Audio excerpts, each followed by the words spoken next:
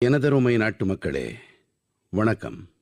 2026ஆம் ஆண்டின் முதல் மனதின் குரல் இது. நாளை ஜனவரி மாதம் 26ஆம் தேதியன்று நாம் அனைவரும் குடியரசுத் திருநாளை கொண்டாட இருக்கிறோம். இந்த நாளன்றுதான் நமது அரசியலமைப்புச் சட்டம் அமல் செய்யப்பட்டது. ஜனவரி 26ஆம் தேதி என்ற தினம் குறிப்பாக அரசியலமைப்புச் சட்டத்தை உருவாக்கியவர்களை நினைவு கூறக்கூடிய சந்தர்ப்பத்தை நமக்கு அளிக்கிறது. இன்று ஜனவரி மாதம் 25ஆம் தேதியும் கூட மிகவும் மகத்துவம் வாய்ந்தது. இன்று தேசிய வாக்காளர் தினம். வாக்காளர்தான் ஜனநாயகத்தின் ஆன்மா. நண்பர்களே, பொதுவாகவே யாருக்கு 18 வயதாகிறதோ அவர் வாக்காளர் ஆகிவிடுகிறார். இது வாழ்க்கையின் ஒரு பொதுவான நிலையாக கருதப்படுகிறது. ஆனால் உண்மை என்னவென்றால், எந்த ஒரு இந்தியரின் வாழ்க்கையிலேயும் இது வாழ்க்கையின் மிகப்பெரிய மைல்கல்லாகும். ஆகையால் நாம் தேசத்தின் வாக்காளராக ஆவதை ஒரு கொண்டாட்டமாகவே கொண்டாடுவோம். எப்படி நாம் பிறந்த நாள் வாழ்த்துக்களை தெரிவித்து கொண்டாடுகிறோமோ அதேபோல எந்த ஒரு இளைஞரும் முதன்முறையாக வாக்காளராக ஆகிறார் என்றால் அந்த பகுதி, கிராமம் அல்லது நகரம் முழுவதும் அவரை வரவேற்று இனிப்புகளை வழங்க வேண்டும். இதனால் மக்களிடம் வாக்குரிமை குறித்த விழிப்புணர்வு ஏற்படும். இதோடு கூடவே வாக்காளர் ஆவது எத்தனை மகத்துவமானது என்ற உணர்வு மேலும் வலுவடையும். நண்பர்களே, தேசத்திலே தேர்தல் நடைமுறையோடு இணைந்திருப்போர் யாராக இருந்தாலும் அவர்கள் நமது ஜனநாயகத்தை உயிர்ப்போடு வைத்திருக்க கள அளவில் பணியாற்றி வருகின்றார்கள். நான் அவர்கள் அனைவருக்கும் பாராட்டுக்களை தெரிவிக்கிறேன். இன்று வாக்காளர் தினத்தன்று நான் நமது இளைய நண்பர்களிடம் மீண்டும் வேண்டிக் கொள்ளுகிறேன். உங்களுக்கு 18 வயதான உடனேயே நீங்கள் உங்களை வாக்காளராக கண்டிப்பாக பதிவு செய்து கொள்ளுங்கள். அரசியல் அமைப்பு சட்டமானது எந்த கடமை உணர்ச்சியை அனைத்து வாக்காளர்களும் கடைபிடிக்க வேண்டும் என்று எதிர்பார்க்கிறதோ, நீங்கள் பதிவு செய்து கொண்டு வாக்களிப்பதன் வாயிலாக அந்த எதிர்பார்ப்பு நிறைவேறுவதோடு பாரதத்தின் ஜனநாயகமும் பலமடையும். எனதருமை நாட்டுமக்களே, இப்போதெல்லாம் சமூக ஊடகத்திலே ஒரு சுவாரஸ்யமான போக்கு காணப்படுகிறது. 2016ஆம் ஆண்டின் தங்களுடைய நினைவுகளை மக்கள் மீண்டும் பசுமையாக்கிக் கொள்ளுகின்றார்கள். இந்த உணர்வுடனே கூட இன்றும் கூட உங்களோடு நான் என்னுடைய ஒரு நினைவலையை பகிர்ந்து கொள்ள விரும்புகிறேன். 10 ஆண்டுகள் முன்னால் ஜனவரி மாதம் 2016ஆம் ஆண்டிலே நாம் ஒரு சாகசமான பயணத்தை தொடங்கினோம். எங்களுடைய முயற்சி சிறியதாக இருக்கலாம், ஆனால் நமது இளைய சமூகத்தின் எதிர்காலத்திற்கு இது மிகவும் முக்கியமானது என்பதை நாங்கள் உணர்ந்திருந்தோம். அப்போது யாருக்கும் இது பற்றி புரிந்து கொள்ள முடியவில்லை. நண்பர்களே, நான் எந்த பயணம் குறித்து பேசுகிறேன் தெரியுமா? நண்பர்களே, நான் எந்த பயணம் பற்றி பேசுகிறேன் என்றால் அதுதான் ஸ்டார்ட் அப் இந்தியாவின் பயணம். அது பற்றித்தான். இந்த அற்புதமான பயணத்தின் நாயகர்கள் நமது இளைய நண்பர்கள்தான். தங்களுடைய சொகுசான வாழ்க்கையை விடுத்து வெளியேறி அவர்கள் ஏற்படுத்தியிருக்கும் நூதனங்கள் எல்லாம் வரலாற்றில் இடம்பெற்று கொண்டிருக்கின்றன. நண்பர்களே, பாரதத்திலே இன்று உலகின் 3வது மிகப்பெரிய ஸ்டார்ட் அப் சூழலமைப்பு உருவாகிவிட்டது. இந்த ஸ்டார்ட் அப்புகள் வாடிக்கையானவற்றை விட்டு சற்று விலகி 10 ஆண்டுகளுக்கு முன்னால் வரை கற்பனை கூட செய்து பார்க்க முடியாத துறைகளிலெல்லாம் பணியாற்றி வருகின்றன. செயற்கை நுண்ணறிவு, அணுசக்தி ஆற்றல் குறைகடத்திகள், இடப்பெயர்வு, பசுமை ஹைட்ரஜன், உயிரி தொழில்நுட்பம் என நீங்கள் கூறுவது எதுவாக இருந்தாலும் ஏதாவது ஒரு இந்திய ஸ்டார்ட் அப் அந்த துறையில் பணியாற்றி வருவதை நீங்கள் காணலாம். ஏதோ ஒரு ஸ்டார்ட் அப்போடு தொடர்புடைய அல்லது ஸ்டார்ட் அப் தொடங்க நினைக்கும் அனைத்து இளைய நண்பர்களுக்கும் நான் வணக்கங்களை தெரிவிக்கிறேன். நண்பர்களே, இன்று மனதின் குரல் வாயிலாக நான் நாட்டு மக்களுக்கு, குறிப்பாக தொழில்துறை மற்றும் ஸ்டார்ட் அப்புகளோடு இணைந்த இளைஞர்களிடம் ஒரு வேண்டுகோள் விடுக்க விரும்புகிறேன். பாரதத்தின் பொருளாதாரம் விரைந்து முன்னேறி வருகின்றது. பாரதத்தின் மீது உலகத்தின் பார்வை இருக்கிறது. இப்படிப்பட்ட நேரத்தில் நம் அனைவருக்கும் ஒரு பெரும் பொறுப்பு இருக்கின்றது. அந்த பொறுப்பு என்னவென்றால் தரத்தின் மீது கவனம் செலுத்துவதுதான். அதுவா நடக்கும், பார்த்துக்கலாம், செஞ்சுக்கலாம் என்ற காலகட்டம் மலையேறிவிட்டது. வாருங்கள், நாம் முழு சக்தியோடு தரத்திற்கு முதன்மை அளிப்போம். நம் அனைவரின் மந்திரமும் ஒன்றுதான். அது தரம், தரம், தரமாக மட்டுமே இருக்க வேண்டும். நேற்றைய தரத்தை விட சிறப்பாக இன்றைய தரம் இருக்க வேண்டும். நாம் எதை தயாரித்தாலும் அதன் தரத்தை சிறப்பாக ஆக்கும் உறுதிப்பாட்டை மேற்கொள்ள வேண்டும். அது நமது ஜவுளித்துறையாகட்டும், தொழில்நுட்பத் துறையாகட்டும், மின்னணுத் துறையாகட்டும், ஏன் பேக்கேஜிங் ஆகட்டும். இந்திய பொருட்களின் அடையாளம் தலைசிறந்த தரம் என்றாக வேண்டும். வாருங்கள், நம்முடைய சிறப்பம்சத்தை நாம் நமது அளவுகோலாக ஆக்கிக் கொள்வோம். தரத்திலே எந்தவிதமான சமரசமும் செய்து கொள்ள மாட்டோம் என்று உறுதியேற்போம். நான் செங்கோட்டையிலிருந்து உரையாற்றிய வேளையிலே ஜீரோ டிஃபெக்ட் ஜீரோ எஃபெக்ட், குறைபாடும் இல்லை சூழல் பாதிப்பும் இல்லை என்று கூறியபடி செயல்பட்டால் வளர்ச்சியடைந்த பாரதத்தின் பயணத்தை மேலும் விரைவாக முன்னெடுத்துச் செல்ல முடியும். என் மனம் நிறை நாட்டு மக்களே, நமது தேசத்தின் மக்கள் மிகவும் புதுமைகள் படைப்பவர்களாக இருக்கின்றார்கள். பிரச்சனைகளுக்கு தீர்வுகளை தேடுவது நமது நாட்டு மக்களின் இயல்பிலேயே இருக்கிறது. சிலர் இந்த பணியை ஸ்டார்ட் அப்புகள் வாயிலாக செய்கிறார்கள். சிலர் சமூக சக்தி என்ற பாதையை தேர்ந்தெடுத்து முயற்சிகளை மேற்கொள்ளுகிறார்கள். இப்படிப்பட்டதொரு முயற்சி தான் உத்தரப்பிரதேசத்தின் ஆசம்கடிலே தெரிய வந்திருக்கிறது. இங்கே பெருகியோடும் தமசா நதி மக்களுக்கு புதிய வாழ்க்கையை அளித்திருக்கிறது. தமசா வெறும் நதி மட்டுமல்ல, நமது கலாச்சார மற்றும் ஆன்மீக மரபின் உயிர்ப்புடைய பெருக்காகும். அயோத்தியிலிருந்து தொடங்கி கங்கையிலே கலக்கும் இந்த நதி இந்த பகுதியைச் சேர்ந்தவர்களின் வாழ்க்கையை வளமாக்கி வந்தது. ஆனால் மாசு காரணமாக இதன் தொடர்பெருக்கிலே தடை ஏற்பட்டது. வண்டல், குப்பை கூளங்கள் மற்றும் மாசு காரணமாக இந்த நதியின் பிரவாகம் தடைப்பட்டு போனது. இதன் பிறகு இங்கே இருக்கும் மக்கள் இந்த நதிக்கு புதியதோர் உயிர்ப்பளிக்க வேண்டி இயக்கம் ஒன்றை தொடங்கினார்கள். நதி தூய்மைப்படுத்தப்பட்டது. அதன் கரையோரங்களிலே நிழல் தரும், பழம் தரும் தருக்கள் நடப்பட்டன. வட்டார மக்கள் கடமை உணர்வுடன் இந்த பணியில் ஈடுபட்டார்கள். அனைவரின் முயற்சிகளாலும் நதி மீண்டும் உயிர்ப்பிக்கப்பட்டது. நண்பர்களே, மக்களின் பங்களிப்பு தொடர்பான இப்படிப்பட்ட ஒரு முயற்சி ஆந்திர பிரதேசத்தின் அனந்த்பூரிலும் காண கிடைக்கின்றது. இந்த பகுதி வறட்சி என்ற தீவிரமான பிரச்சனையால் பாதிக்கப்பட்டு வந்தது. இங்கிருக்கும் மண் செந்நிறம் உடையது, மணல் பாங்கானது. இதன் காரணமாகவே மக்கள் நீர் தட்டுப்பாட்டை எதிர்கொள்ள வேண்டியிருக்கின்றது. இங்கே பல இடங்களிலே நீண்ட காலமாகவே மழை பொழிவதில்லை. பல வேளைகளில் மக்கள் அனந்தபூரை பாலைவன நிலைமையோடு கூட ஒப்பிட்டு கூறுவதுண்டு. நண்பர்களே, இந்த பிரச்சனைக்கான தீர்வை தேடி வட்டார மக்கள் இணைந்து நீர்நிலைகளை தூய்மைப்படுத்த உறுதி பூண்டார்கள். பிறகு நிர்வாகத்தின் துணையோடு இங்கே அனந்த் நீரு சம்ரக்ஷண் ப்ராஜெக்ட் தொடங்கப்பட்டது.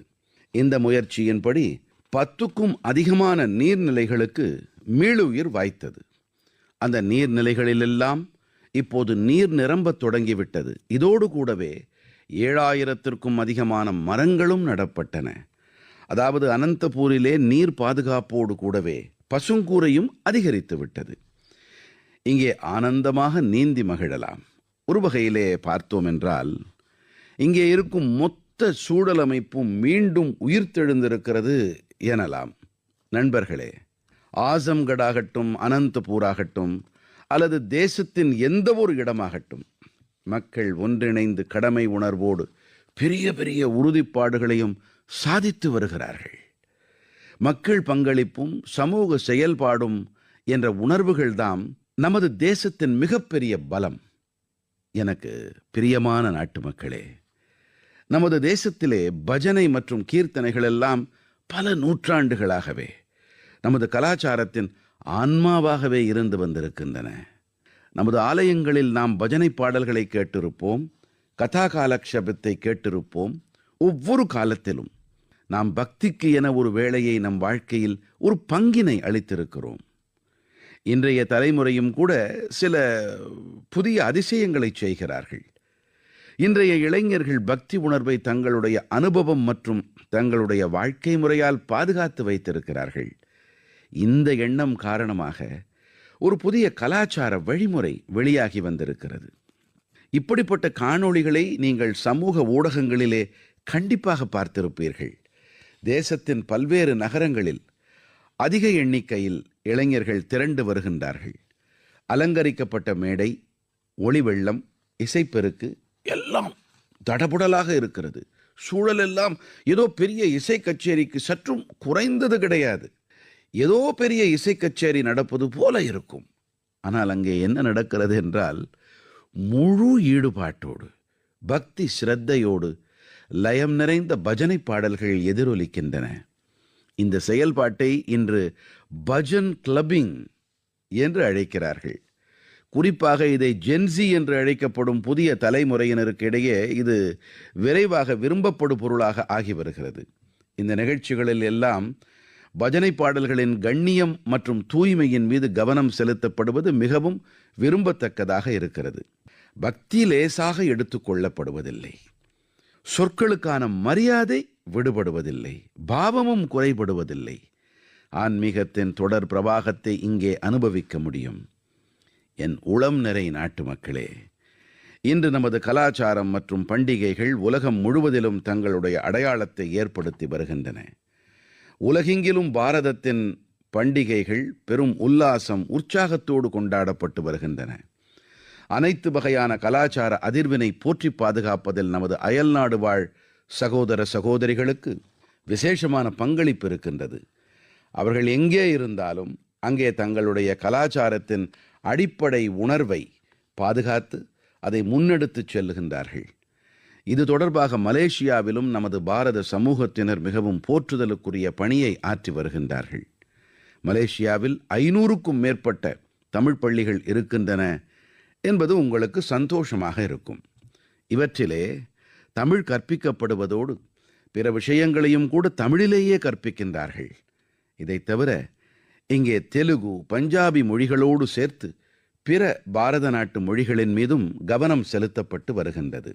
நண்பர்களே, பாரதம் மற்றும் மலேசியாவுக்கு இடையே வரலாற்று ரீதியான கலாச்சார உறவுகளை பலப்படுத்துவதிலே ஒரு சொசைட்டி, சங்கத்தின் பெரிய பங்களிப்பு இருக்கின்றது. இதன் பெயர் மலேசியா இந்தியா ஹெரிட்டேஜ் சொசைட்டி.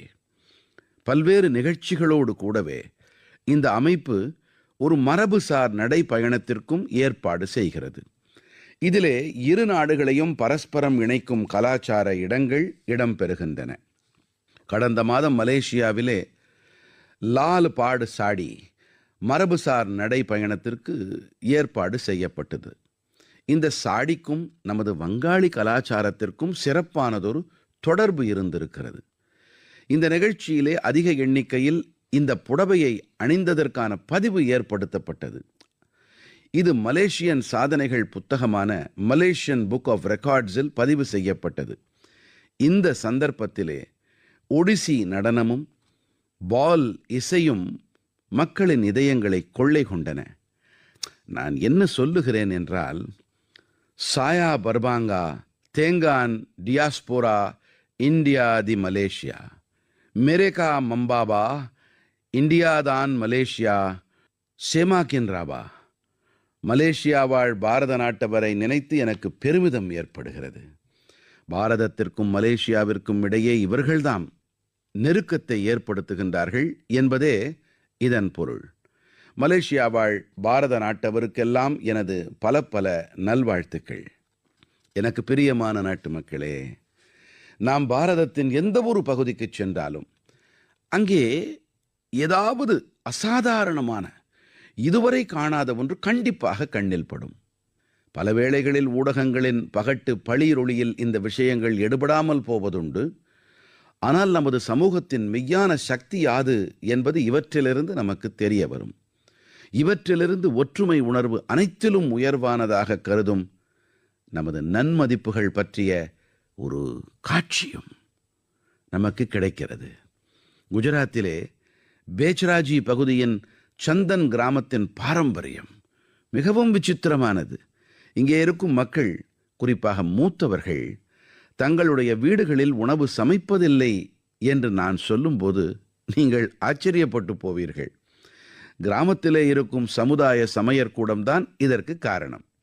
இந்த சமுதாய சமையற்கூடத்திலே ஒரே நேரத்தில் கிராமம் முழுவதில் இருக்கும் அனைவருக்கும் உணவு சமைக்கப்படுகிறது. மக்களும் ஒன்றாக அமர்ந்து உணவு உண்கிறார்கள். கடந்த 15 ஆண்டுகளாக இந்த பாரம்பரியம் தொடர்ந்து நடைபெற்று வருகின்றது. இது மட்டுமல்ல, யாராவது நோய்வாய்ப்பட்டிருந்தால் அவர்களுக்கான டிஃபன் சேவையும் இங்கே உண்டு. அதாவது வீட்டுக்கே சென்று அளிக்கவும் அனைத்து ஏற்பாடுகளும் தயார். கிராமத்தின் இந்த சமூக சாப்பாடு மக்களிடம் ஆனந்தத்தை ஏற்படுத்துகிறது. இந்த முன்னெடுப்பு மக்களை பரஸ்பரம் ஒருவரோடு ஒருவர் இணைப்பதோடு இதனால் குடும்ப ரீதியான உணர்வுக்கும் ஊக்கம் கிடைக்கிறது. நண்பர்களே, பாரதத்தின் குடும்ப முறை நமது பாரம்பரியத்தின் இணைபிரியா அங்கமாகும். உலகின் பல நாடுகளில் இது மிகவும் ஆர்வத்தோடு பார்க்கப்படுகிறது. பல நாடுகளில் இப்படிப்பட்ட குடும்ப முறை தொடர்பாக மிகவும் மதிப்பு அளிக்கப்படுகிறது. சில நாட்களுக்கு முன்புதான் என்னுடைய சகோதரர் ஐக்கிய அரபு அமீரகத்தின் குடியரசுத் தலைவர் மாண்புமிகு ஷேக் முகமது பின் ஜாயத் அல் நஹயான் பாரதம் வந்திருந்தார். ஐக்கிய அரபு அமீரகம் 2026ஆம் ஆண்டினை குடும்ப ஆண்டாக கொண்டாடுவதாக அவர் என்னிடம் கூறினார். அதாவது அங்கே இருப்போருக்கிடையே சகோதரத்துவம் மற்றும் சமூக உணர்வு மேலும் உறுதிப்பட வேண்டும் என்பதே இதன் பொருள். உள்ளபடியே இது மிகவும் பாராட்டுதற்குரிய முன்னெடுப்புத்தான். நண்பர்களே, குடும்பம், சமூகம் ஆகியவற்றின் பலம் கிடைக்கும் வேளையில் நம்மால் பெரிய பெரிய சவால்களையும் தோற்கடிக்க முடியும். அனந்த்நாகின் ஷேக் குண்ட் கிராமம் பற்றிய தகவல் கிடைத்தது. இங்கே போதைப்பொருள், புகையிலை, சிகரெட் மற்றும் மதுபானம் ஆகியவற்றோடு தொடர்புடைய பல சவால்கள் அதிகரித்திருந்தன. இவை அனைத்தையும் பார்த்த பிறகு இந்த பகுதியைச் சேர்ந்த மீர் ஜாஃபர் அவர்கள் மன உளைச்சலுக்கு உள்ளானார். இந்த பிரச்சனையை தீர்த்து கட்டியே ஆக வேண்டும் என்று உறுதி பூண்டார். இவர் கிராமத்தின் இளைஞர்கள் முதல் முதியோர் வரை அனைவரையும் ஒன்றிணைத்தார். இவருடைய முன்னெடுப்பு எந்த அளவுக்கு தாக்கத்தை ஏற்படுத்தியது என்றால், இங்கே இருக்கும் கடைகள் தாங்கள் புகையிலை பொருட்கள் விற்பதையே நிறுத்திவிட்டார்கள் என்றால் பார்த்துக் கொள்ளுங்களேன். இந்த முயற்சியால் போதைப் பொருட்கள் அபாயம் பற்றியும் மக்களிடம் விழிப்புணர்வு அதிகரித்திருக்கிறது. நண்பர்களே, நமது தேசத்திலே இப்படி அநேக அமைப்புகளும் இருக்கின்றன. இவை பல ஆண்டுகளாகவே சுயநலமில்லா வகையிலே சமூக சேவையில் ஈடுபட்டு வருகின்றன. எடுத்துக்காட்டாக, மேற்கு வங்கத்தின் கிழக்கு மேதினிபூரின் ஃபரீத்பூரிலே இருக்கும் ஒரு அமைப்பை சொல்லலாம். இதன் பெயர் விவேகானந்த் லோக் சிக்ஷா நிகேதனம். இந்த அமைப்பு கடந்த 4 பத்தாண்டுகளில் குழந்தைகள் மற்றும் மூத்தவர்களை பராமரிப்பதில் ஈடுபட்டு வருகிறது.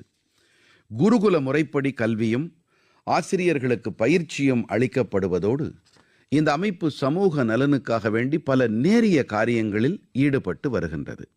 தன்னலமற்ற சேவை என்ற இந்த உணர்வு நாட்டு மக்கள் மத்தியில் தொடர்ந்து மேலும் மேலும் வலுப்பெற வேண்டும் என்பதே என் ஆசை. எனதருமை நாட்டு மக்களே, மனதின் குரலில் நாம் தொடர்ந்து தூய்மை விஷயம் பற்றி அடிக்கடி பேசி வருகிறோம். நமது இளைஞர்கள் தங்களுக்கருகே தூய்மை தொடர்பாக மிகவும் விழிப்போடு இருக்கிறார்கள் என்பதை பார்க்கும்போது பெருமிதம் ஏற்படுகிறது. அருணாச்சல பிரதேசத்தில் நடந்த ஒரு வினோதமான முயற்சி பற்றி எனக்கு தெரிய வந்தது.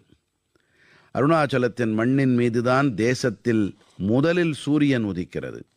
இங்கே மக்கள் ஜெய்ஹிந்த் என்று சொல்லித்தான் ஒருவருக்கொருவர் வாழ்த்துகிறார்கள். இங்கே ஈட்டா நகரின் இளைஞர்களின் குழு அதிக கவனம் செலுத்த வேண்டிய பகுதிகளை தேர்ந்தெடுத்து அவற்றின் தூய்மை பணியில் ஈடுபடுகிறார்கள். இந்த இளைஞர்கள் பல்வேறு நகரங்களிலே, பொதுவிடங்களிலே தூய்மை பணியை தங்களுடைய பெருநோக்கமாகவே ஆக்கிவிட்டார்கள். இதன் பிறகு ஈட்டா நகர், நாகர்லாகுன், தோய்முக், சேப்பா, பாலின், பாசிகாட் ஆகிய இடங்களிலும் இவர்கள் இந்த இயக்கத்தை செயல்படுத்தினார்கள். இந்த இளைஞர்கள் இதுவரை கிட்டத்தட்ட 11 லட்சம் கிலோவுக்கும் அதிகமான குப்பைகளை அகற்றியிருக்கின்றார்கள்.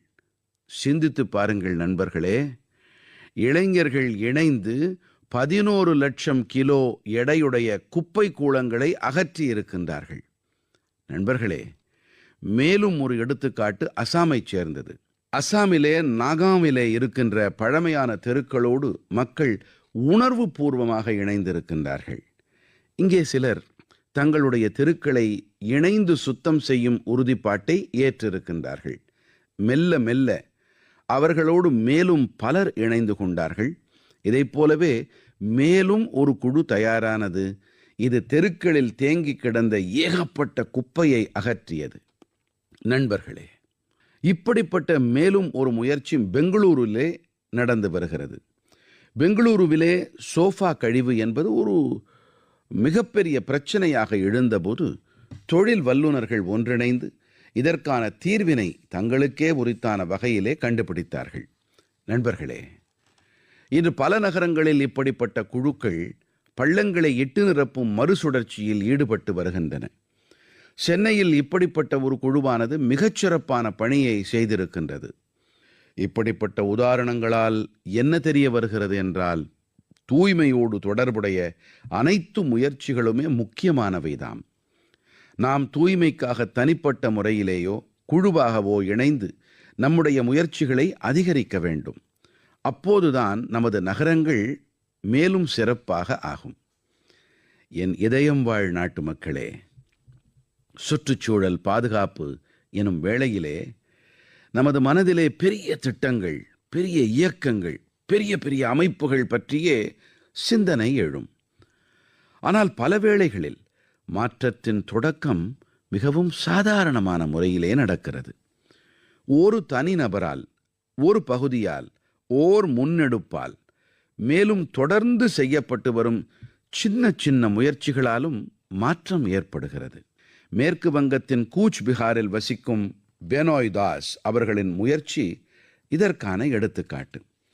கடந்த சில ஆண்டுகளாக அவர்கள் தங்களுடைய மாவட்டத்தை பசுமையாக்கும் பணியை தனியொரு மனிதனாக செய்திருக்கிறார். பெனோய் தாஸ் அவர்கள் ஆயிரக்கணக்கான மரங்களை நட்டிருக்கிறார். பலமுறை மரங்களை வாங்குவது முதல் அவற்றை நடுவது, பராமரிப்பது என அனைத்து வகையான செலவினங்களையும் தானே மேற்கொண்டும் இருக்கிறார். எங்கே தேவையோ அங்கெல்லாம் வட்டார மக்கள், மாணவர்கள், நகர நிர்வாகத்தினரோடு இணைந்து பணியாற்றி இருக்கிறார். இவருடைய முயற்சிகள் காரணமாக சாலையோரங்களில் பசுமை மேலும் அதிகரித்து வருகின்றது. நண்பர்களே, மத்திய பிரதேசத்தின் பன்னா மாவட்டத்தைச் சேர்ந்த ஜெகதீஷ் பிரசாத் அஹிர்வார் அவர்களுடைய முயற்சியும் கூட மிகவும் பாராட்டுக்குரியது. இவர் காடுகளிலே பீட் கார்டு, அதாவது குறிப்பிட்ட பகுதியின் காவலாளியாக தனது சேவைகளை புரிந்து வருகிறார். காட்டில் இருக்கும் பல மருத்துவ தாவரங்கள் குறித்த தகவல்கள் எங்குமே கூட முறையான வகையிலே பதிவு செய்யப்படவில்லை என்ற எண்ணம் ஒரு முறை பணியின் போது அவருக்கு உதித்தது. ஜெகதீஷ் அவர்கள் இந்த தகவல்களை அடுத்த தலைமுறையினருக்கு கொண்டு சேர்க்க வேண்டும் என்று விரும்பினார். ஆகையால் அவர் மருத்துவ தாவரங்களை அடையாளம் கண்டு அவற்றின் பதிவுகளை ஏற்படுத்துவதை துவக்கினார். அவர் 125க்கும் மேற்பட்ட மருத்துவ தாவரங்களை அடையாளம் கண்டார். ஒவ்வொரு தாவரத்தின் படம், பயன்கள், அவற்றின் இருப்பிடம் பற்றிய தகவல்களை திரட்டினார். அவரால் திரட்டப்பட்ட தகவல்களை நெறிப்படுத்தி புத்தக வடிவிலே வனத்துறை வெளியிட்டிருக்கிறது. இந்த புத்தகத்திலே கொடுக்கப்பட்டிருக்கும் தகவல்கள் இப்போது ஆய்வாளர்கள், மாணவர்கள் மற்றும் வன அதிகாரிகளுக்கு மிகவும் உபயோகமானதாக இருந்து வருகிறது. நண்பர்களே, சுற்றுச்சூழல் பாதுகாப்பு என்ற இந்த உணர்வுதான் இன்று பெரிய அளவில் வெளிப்பட்டு வருகிறது. இந்த நோக்கத்தோடு தான் நாடெங்கிலும் ஒரு மரம் தாயின் பெயரில் இயக்கமும் செயல்படுத்தப்பட்டு வருகின்றது. இந்த இயக்கத்தோடு நாடெங்கிலும் கோடானுகோடி பேர் இணைந்திருக்கின்றார்கள். இதுவரை தேசத்திலே 200 கோடிக்கும் அதிகமானோர் மரங்களை நட்டிருக்கின்றார்கள்.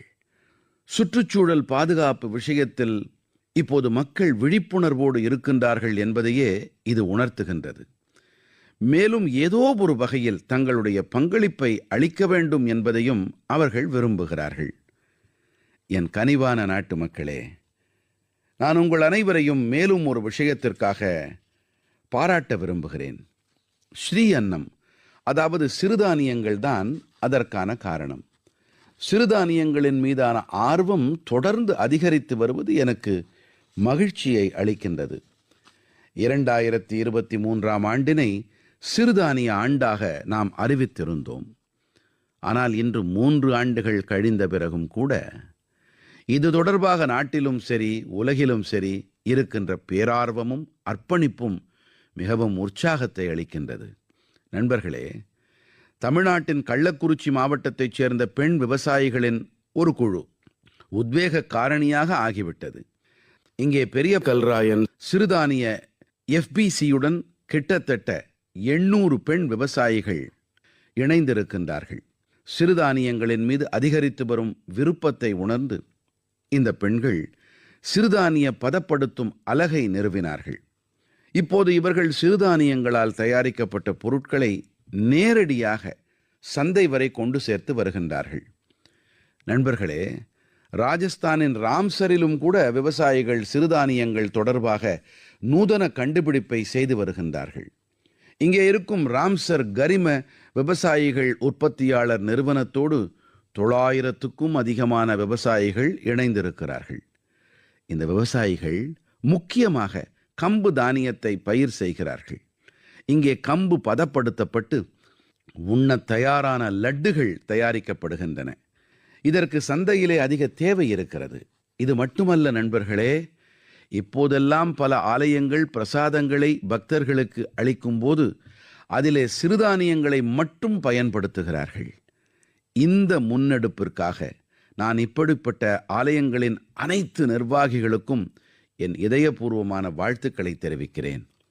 நண்பர்களே, சிறுதானியங்களால் அன்னமிடும் விவசாயிகளின் வருவாய் அதிகரிப்பதோடு கூடவே மக்களின் உடல் நலமும் மேம்பாடு அடைவதற்கான உத்தரவாதமும் ஆகிறது. சிறுதானியங்களில் ஊட்டச்சத்துக்கள் செறிவாக இருக்கின்றன. இவை சூப்பர் உணவாக இருக்கின்றன. நமது தேசத்திலே குளிர்காலம் என்பது உணவுக்கான உகந்த பருவமாக கருதப்படுகிறது.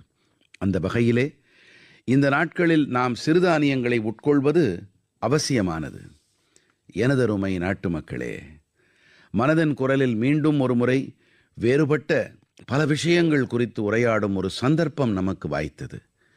நமது தேசத்தின் சாதனைகளை அனுபவிக்கவும் கொண்டாடவும் ஒரு சந்தர்ப்பத்தை இந்த நிகழ்ச்சி நமக்கு அளிக்கிறது. பிப்ரவரியிலே இப்படிப்பட்ட மேலும் ஒரு சந்தர்ப்பம் நமக்கு வருகிறது. அடுத்த மாதம் இந்தியா AI இம்பேக்ட் சம்மிட் நடைபெற இருக்கிறது. இந்த உச்சி மாநாட்டிலே உலகெங்கிலும் இருந்தும் குறிப்பாக தொழில்நுட்பத் துறையோடு இணைந்த வல்லுநர்கள் பாரதம் வருவார்கள். இந்த மாநாடு செயற்கை நுண்ணறிவு உலகத்திலே பாரதத்தின் முன்னேற்றம் மற்றும் சாதனைகளை முன்னிறுத்தும். இதிலே பங்கெடுக்கவிருக்கும் அனைவருக்கும் என் இதயபூர்வமான வாழ்த்துக்களை தெரிவிக்கிறேன். அடுத்த மாதம் மனதின் குரலில் இந்த இந்தியா AI இம்பேக்ட் சம்மிட் குறித்து நாம் கண்டிப்பாக பேசுவோம். இதோடு கூடவே நாட்டு மக்களின் வேறு சில சாதனைகள் குறித்தும் உரையாடி மகிழ்வோம். அதுவரை மனதின் குரலிலிருந்து எனக்கு ஓய்வு தாருங்கள். நாளை குடியரசு திருநாளுக்காக மீண்டும் ஒரு முறை உங்கள் அனைவருக்கும் பல பல நல்வாழ்த்துக்கள். நன்றி.